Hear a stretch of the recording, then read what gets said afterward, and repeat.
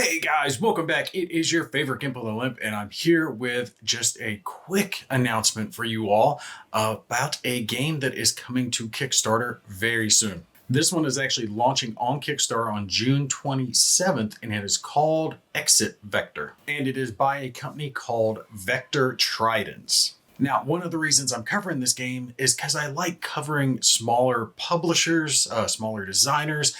You get newer ideas, fresher ideas, and I'm not saying like bigger companies are bad. Of course, I like, Lock and Load and Compass and GMT and all the big names, the ones that have been around for a while. But when you see some of these smaller publishers, sometimes they try new stuff and sometimes they don't have the resources to get the word out. So I like to do that to help them spread the word about the games that they have coming out and the new things that they're trying out. We've had good success with games like Age of Dogfights. I really love that one. And then, of course, David Thompson, back when, he was small and first publishing games, and now he's a huge guy, big head, making huge games like, Undaunted. So you can start small and then become great. So in that vein, I want to take a look here at Exit Vector. This is a, not Hex Encounter, but Hex and Mini type skirmish game where you are controlling futuristic sci-fi type aircraft. So like VTOLs or jets or all that cool stuff. And it's set on a cityscape type terrain. What I'm doing here is the campaign, since it hasn't actually launched, I'm just showing you some of the files they've sent me, some of the digital files, some of the pictures of the minis, some of the maps, some of the player aids, what the stat cards, things like that could end up looking like. Now, of course, all of this is prototype and it's not perfectly finalized. So just understand this is kind of a gist of what you could see in the game later on. I will have a link down in the description of the mailing list. You can go on there, get onto it. That way you can get alerted when the game does go to Kickstarter and check out kind of a little bit of a preview page that they have available now so you can see for yourself what's going on with it. So the long and short, the basic gist is that it's a dystopian future, think, kind of like cyberpunk, I guess. And there's corporations vying for all different types of things. And they hire these expert pilots to go out and run their missions, doing, troop transports and attacks and raids and all that other cool stuff. So you'll have your PC, your aircraft, player character type aircraft that's going to go out and it's going to attack the bad guys. And there appear to be, different types. No, don't quote me as everything. This is just what I understand yet. But kind of like drones, right? Like drone type aircraft that are controlled by like either GM or the game. And you're taking those out, or you're going to be fighting other expert pilots as you maneuver around through the city. So what I've got on screen right now is just, again, some examples of some of the stuff that you could be seeing. See here some of the different types of minis, which are jets. They're tank-looking things. I'm very excited about those. Different types of VTOL, so the ability, take off. And then you see up here, we've got some stat cards, map that's laid out, dice, and it's custom dice. It's basically a six-sided dice, but custom looking dice. And the thing that I do like about this is the 3D setup for the city, because that's making me think that I'm going to be able to zoom through the city, duck in behind a building, or, use it for cover as you're zooming around, flying, or maybe you got to land on a roof, something along those lines. It's not just a flat map that you're going across. You can tuck in using the city skyscrapers as different types of cover. Now, from what I've seen, there are different pledge levels that you can have with this game. So you can do just the digital files or the paper, or ones that have mini. So there's multiple different levels. So looking at our maps, I'll pull one up to show you guys here. You can see how the maps have the hexes on them, and then some of the buildings have different color outlines to them, whether it's red or yellow. So I'm anticipating that that's going to signify different height levels on the paper. So again, I like that they kind of put this option, and you'll see this in a different game that I'm going to be covering here very soon, Stalingrad Z, Escape from Stalingrad Z, zombie game. But they designed that game in a multitude of ways. It all played the same. It's the same game, but it gave you the ability to kind of decide how many and what types of components you wanted.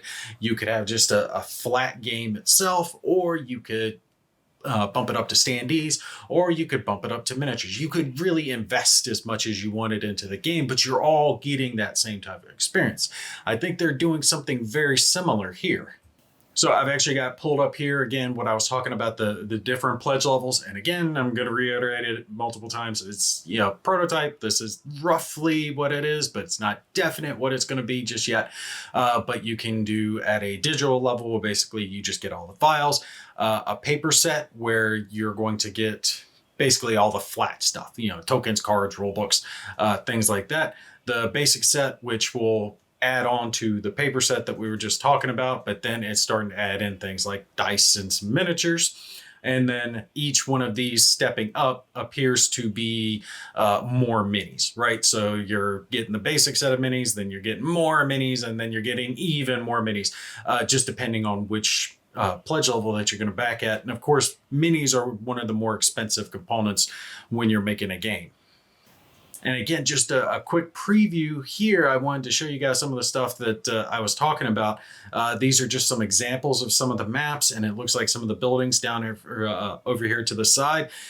You can see the miniatures spread across this little picture here. I'm going to pull up some other pictures to show you guys as well.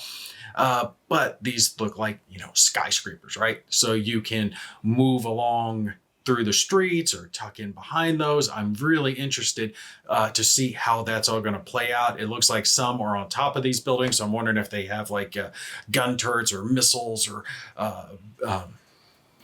ground to air type weaponry that are on top of some of these buildings. So as you're zooming across the city, all of a sudden you're starting to take missile fire, something along those lines. Looks really, really cool. Pull up another map here so you guys can get a better view of it. And again, you can see more of what I was talking about with the different colorations there across the map.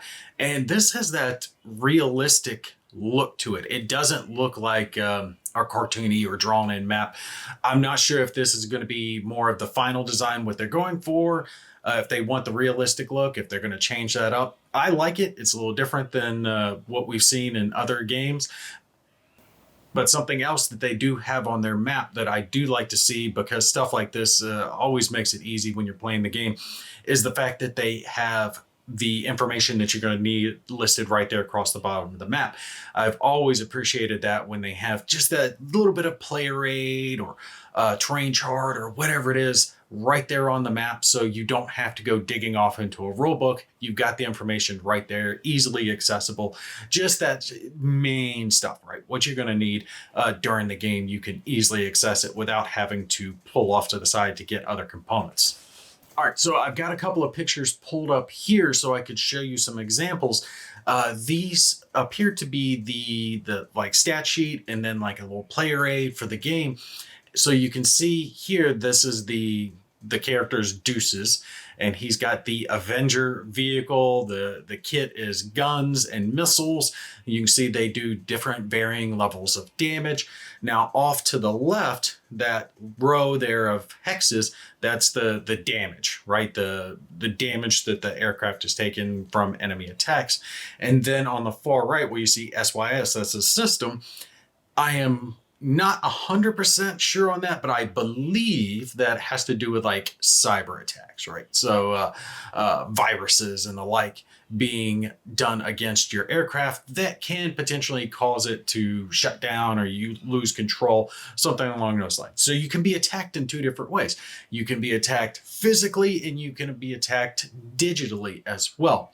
Looking below that, we see all the different types of stats that the vehicle can have. So it's attack, it's drive, and then we get into some different stuff. Sleaze, firewall, and the packs. Packs is how many you can carry. So your people, right? How many people you can have in there. Armor, body, and move, those are easy to understand. Bodies, your hull, armors, armor on the vehicle, moves, how far you can move.